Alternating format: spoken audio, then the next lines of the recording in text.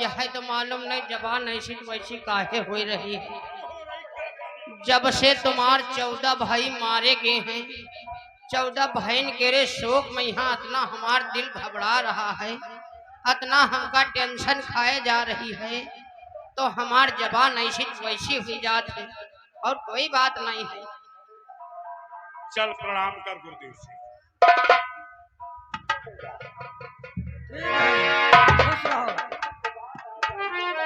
बेटा दुर्योधन, क्या मैं जान सकता हूँ कि सन्नाटा का क्या कारण है? कारण और कारणों पर पूछते हो, अन्याय जान कर करते हो।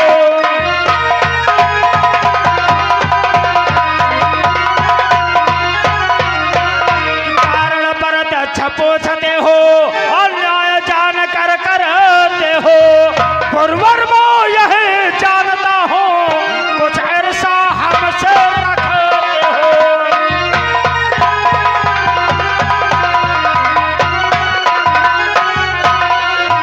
गुरुवर वो यही समझता हूँ, कुछ ऐसा हमसे रखते हो।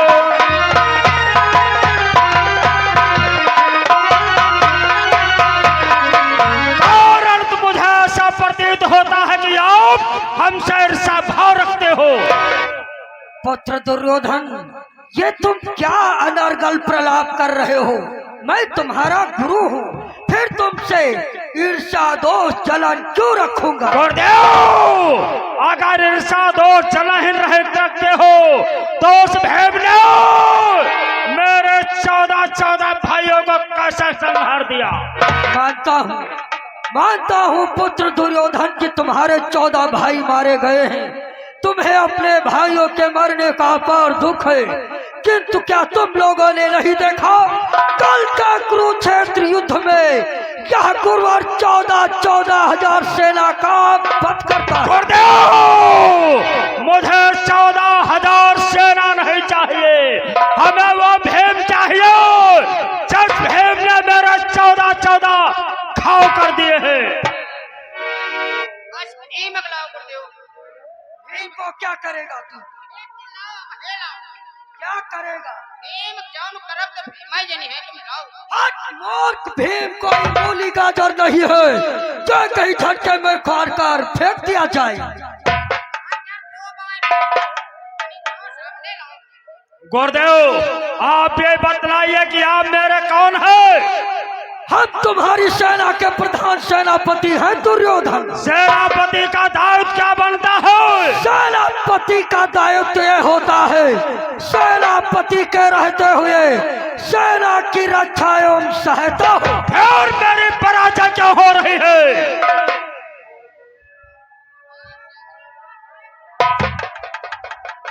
हाँ, याग बात यह बताओ गुरुदेव, सेनापति क्या जब दायित्व होती है सेना के रक्षा करना, तो आपने रक्षा की? हाँ रहे यह 14 भाई मार डालेंगे हैं? अब यू सेनापति क्या भार तुम्हारे बस का नहीं है। हाँ, यू तुम उतारो ताज और लाओ सेनापति, अब हम खुद बनो, हम सेनापति खुद बनो।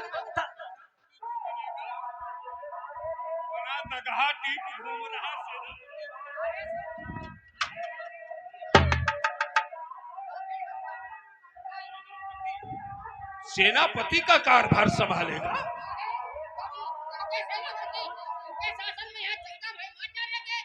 तुझे धनुष बाण चलाना क्या था मालूम है रे? तो फिर हमका रहाई दो, वही जो चश्मा वाले दादा भाई। अरे वो भी इस पद को नहीं संभाल पाएंगे। बेटा दुर्योधन, गुरुदेव, आखिर तुम जानना चाहते हो कि तुम्हारे 14 भाई क्यों मारे गए? तो इसका एक कारण है। क्या कारण है?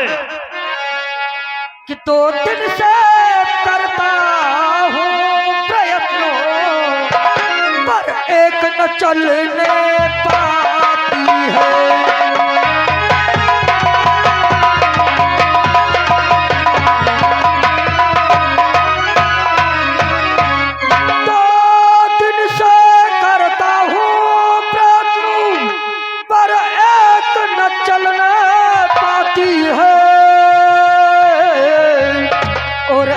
अर्जुन के सन्मुख आते ही सब चाल व्यर्थ हो जाती है।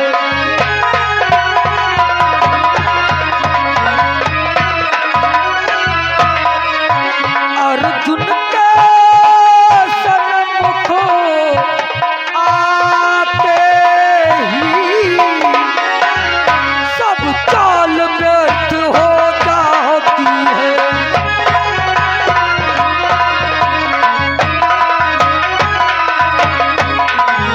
क्या करूं पुत्र, मैं 2 दिन से प्रश्न पर प्रश्न किए जा रहा हूं। जिस समय पांडव दल से वह अर्जुन मेरा सन्मुख आता है पुत्र, हमारी सारी चाल व्यर्थ निरर्थक चली जाती है। आखिर में अर्जुन आपका कौन है? ये कदाचित सत्य है, अर्जुन हमारा परम शिष्य है। अर्जुन आपका परम शिष्य है। धनुष बाण विद्या किससे सीखी है? धनुष बाण की विद्या तो हमने सिखाया है दुर्योधन। फिर शिष्य के सामने गुरु की चाल क्यों नहीं चल पा रही है? इसका एक कारण है पुत्र। क्या कारण है गुरुदेव? जब वह अर्जुन मेरे सन्मुख आता है, हमारी चाल क्यों नहीं चल पाती है? इसके लिए मैंने एक योजना सोच रखा है।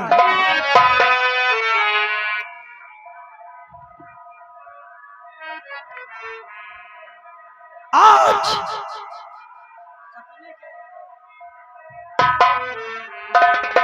कौन सी योजना बनाया है? आज मैं भरी दरबार में, भरत दरबार में प्रतिज्ञाबद्ध होता हूँ ऐसे प्रतिज्ञा कि कल को पांडव एक मारा जाएगा।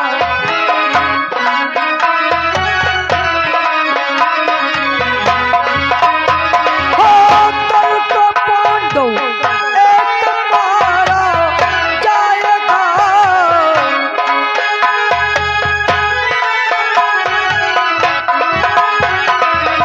कल का बदला आज चुकाया जाएगा। कल का बदला आज चुकाया जाएगा।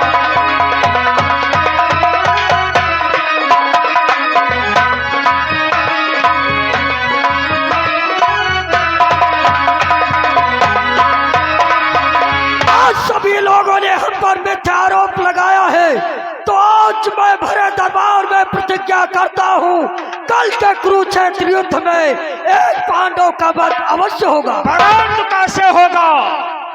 कि देखो कल ही रण स्थल में मैं चक्र व्यूह रचवाऊंगा, जिसके साथों दरवाजों पर तुम जैसे वीर बिठाऊंगा।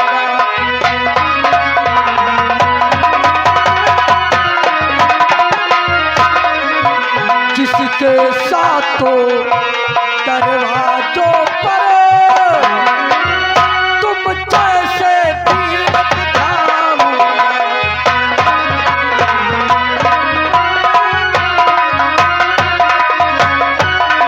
कल के कुरुक्षेत्र युद्ध में मैं चक्रव्यूह की रचना करूंगा, और जो पांडव दल से वीर आएगा वह अवश्य मारा जाएगा। गुरुदेव, ये चक्रव्यूह क्या होता है? यह एक ऐसा व्यूह है पुत्र, जो जीवन प्राणी अंदर आ तो सकता है किंतु बाहर जा नहीं सकता। लेकिन इसको तोड़ना कौन जानता है? इस संसार के मध्य सिर्फ 4 प्राणी। वो भी कौन कौन से? सर्वप्रथम द्वारकाधीश कृष्ण, कृष्ण का पुत्र प्रद्युम्न, इधर में पांडव में अर्जुन। गुरुदेव, आप मेरे साथ में छल कपट करना चाहते हैं? जब चक्रव्यूह को तोड़ना वो अर्जुन जानता है, तुम यहाँ पर चक्रव्यूह की रचना करो, अर्जुन आकर के तत्काल उसका भंजन कर दे, मेरी पराजय हो जाए। नहीं नहीं पुत्र, तुम्हारी पराजय नहीं बल्कि होगी विजय। विजय कैसे होगी?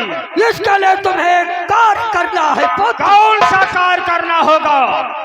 कि लेकिन बेटा ये याद रहे, कहीं भूल नहीं इसमें हो पाए, कल किसी प्रकार किसी विधि से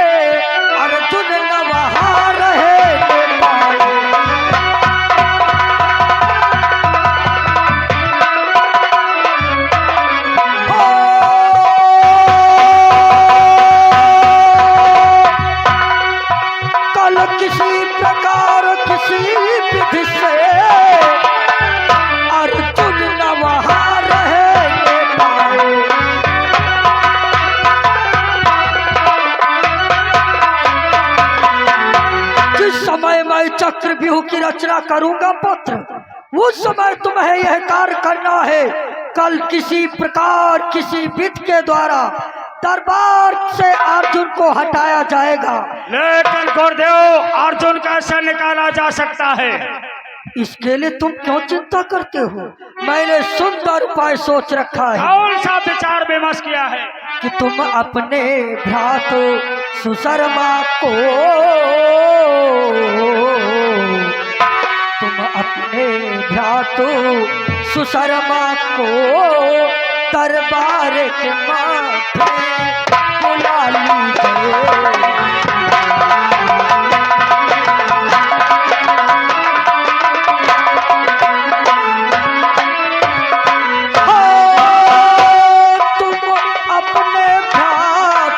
सुशर्मा को दरबार के मध्य बुला लीजिए। ये कूटनीति की बातें हैं, ये कूटनीति की बातें हैं, सब कुछ मुझको समझा दीजिए।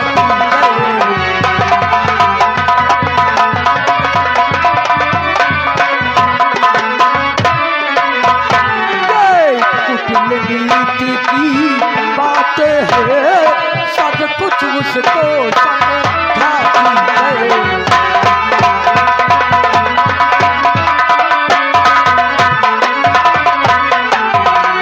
तुम इसी समय यह कार्य करो, अपने भ्रात सुशर्मा को दरबार के मध्य बुलाओ और उससे कहो कि वह अर्जुन के दरबार को जाकर अर्जुन को ललकार कर काफी दूर तक लेकर के जाए।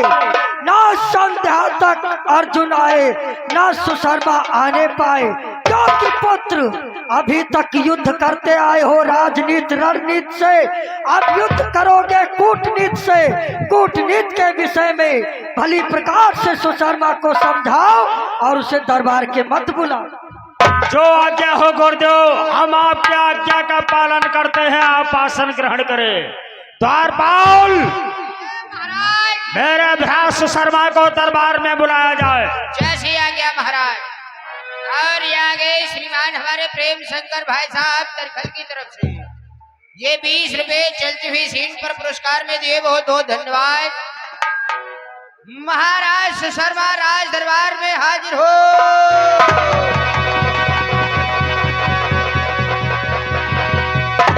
पद पंकज में शीश धर अभया करो।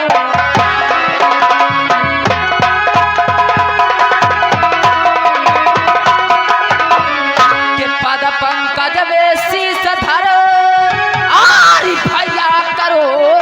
प्राण बोला माया है किस लिए, क्या है मुझसे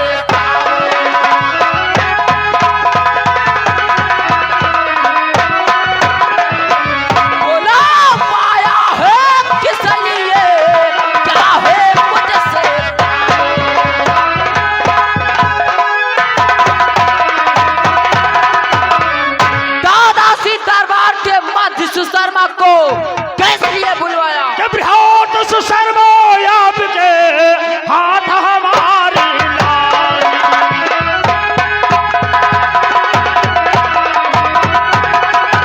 हाथ सुशर्मा आपके हाथ हमारी लाल। और दल का सहारा दो अगर तो सफल हो सबका।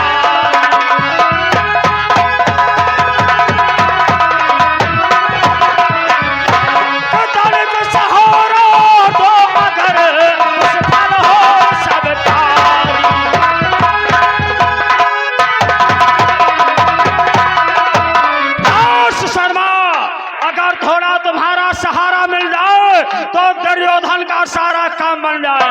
दादाजी सुशर्मा से कैसा सहारा और कैसा मदद लेना चाहते हो? तुम तो जानते हो कि कल के कुरुक्षेत्र के युद्ध में वसुदेव ने मेरे 14 भाइयों का संहार कर दिया है। इसलिए भ्रात क्रोध द्रोणाचार्य ने चक्रव्यूह रचाया है, जिसको तोड़ना केवल 4 ही प्राणी जानते हैं। वो चारों प्राणियों के नाम प्रकट करो दादाश्री।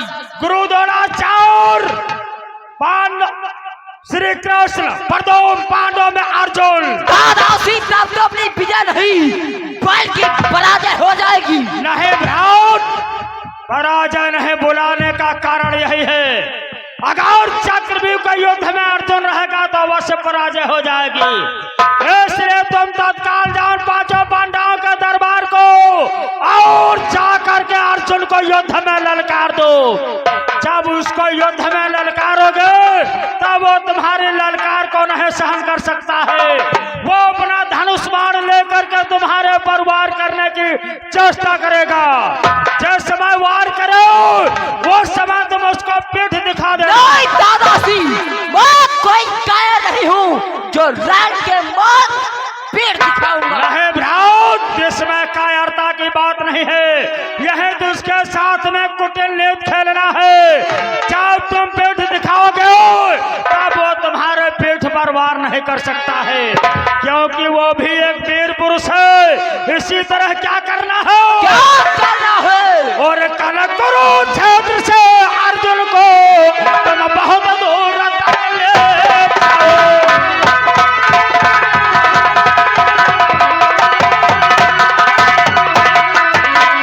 कुरुक्षेत्र से अर्जुन को तुम बहुत दूर तक ले जाओ। कल संघर्ष समय किसी विध से ना बहलौटे ना तुम आओ।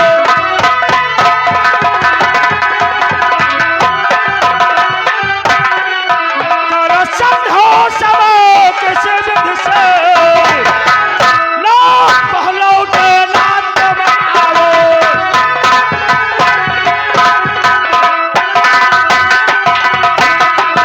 अर्जुन को इतनी दूर तक ले जाओ, कल शाम तक ना तो अर्जुन लौटे और ना तो तुम वापस आओ। इसे बीच में जो गुरु द्रोणाचार्य ने प्रतिज्ञा किया है और ऐसा होना तो अचरज है, रणरूप भयंकर धारूंगा।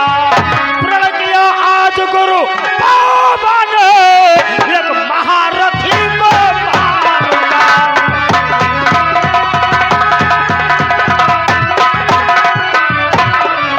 प्रण किया आज गुरु पावन,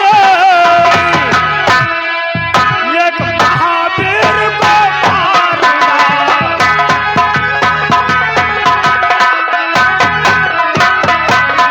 अगर ऐसा कर तुमने दिखला दिया तो फिर जो गुरु द्रोणाचार्य ने प्रतिज्ञा किया है कि कौन चक्रव्यूह के युद्ध में पांडव मारा जाएगा तो अवश्य मारो जाएगा। आपका दाम ने चिंता करिए दादाश्री कि श्रीमान यहाँ पर चिंता न करो। चिंतित भी नहीं डरम काम है, चिंतित भी नहीं डरम काम है। 40 को 100 तक ले दौड़ू अर्जुन से युद्ध करो।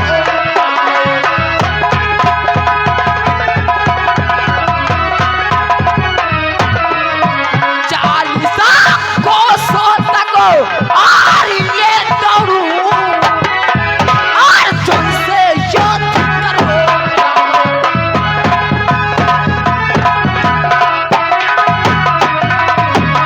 दादाश्री शर्मा आपके आदेश आज्ञा का पालन करेगा। जाते जाते मेरा प्राण स्वीकार हो। जाओ विजयी भव।